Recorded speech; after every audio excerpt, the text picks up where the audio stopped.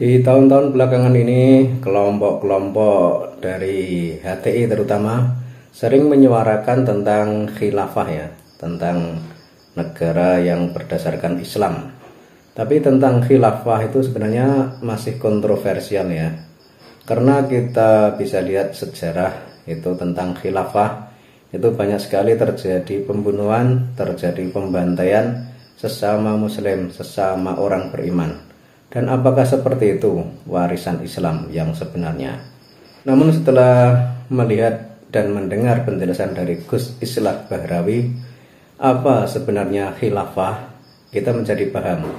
Sebab ternyata khilafah itu bukanlah warisan dari Kanjeng Nabi, melainkan adalah produk dari manusia atau akal. Jadi tidak ada ajaran atau tidak ada perintah untuk membuat negara khilafah.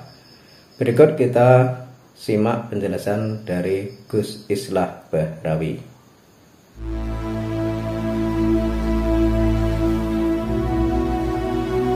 Saya terus terang tidak bisa memahami mengapa Felix Young menganggap bahwa khilafah itu adalah ajaran Islam. Saya kira Felix harus belajar sejarah soal ini. Coba bayangkan, setelah Nabi Muhammad wafat, bahkan jenazahnya belum dimakamkan, konflik antara kaum muhajirin dengan ansor sudah terjadi. Karena mereka berdebat siapa pengganti Nabi. Ini adalah bukti Nabi Muhammad tidak mewariskan sistem politik. Siapa pengganti Kanjeng Nabi setelah beliau wafat? Nabi tidak pernah mewariskan itu. Bukti sejarah mengatakan Sayyidina Abu Bakar dijadikan sebagai penerus Nabi. Apa yang terjadi? Sa'ad bin Ubadah tidak menerima itu dan tidak mau berbaiat kepada kepemimpinan Sayyidina Abu Bakar. Di dalam kitab Al-Tabaqat Al-Qadir, Muhammad ibnu Sa'ad menuliskan bahwa pada akhirnya Sa'ad bin Ubadah pergi dari Madinah dan pindah ke Suriah.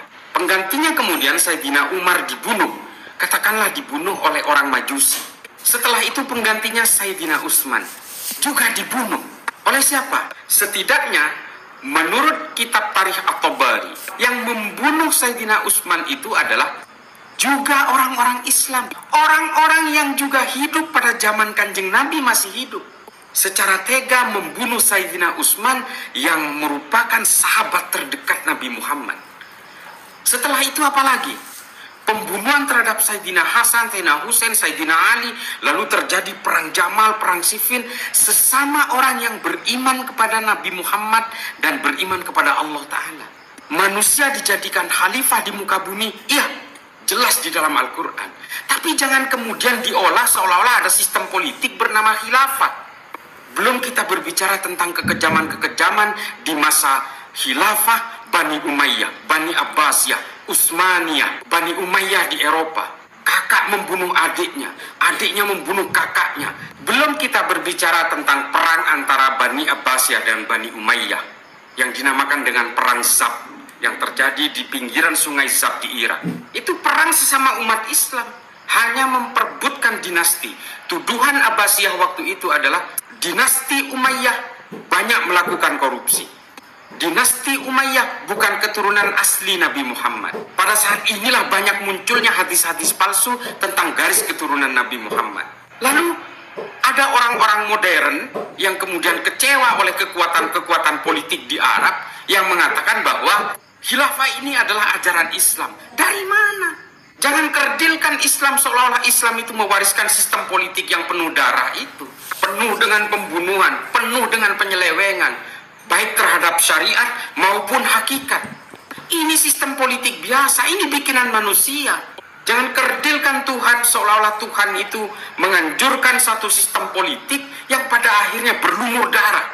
Jangan kerdilkan semua anjuran-anjuran Kanjeng Nabi kepada umatnya, seolah Kanjeng Nabi mewariskan sistem politik yang pada akhirnya justru membuat sahabat-sahabat terbaiknya itu terbunuh. Kalau memang khilafah ini anjuran Islam, semua negara Islam akan memakai sistem ini. Tidak ada satupun sampai sekarang negara dengan mayoritas populasi muslim yang menggunakan sistem politik ini.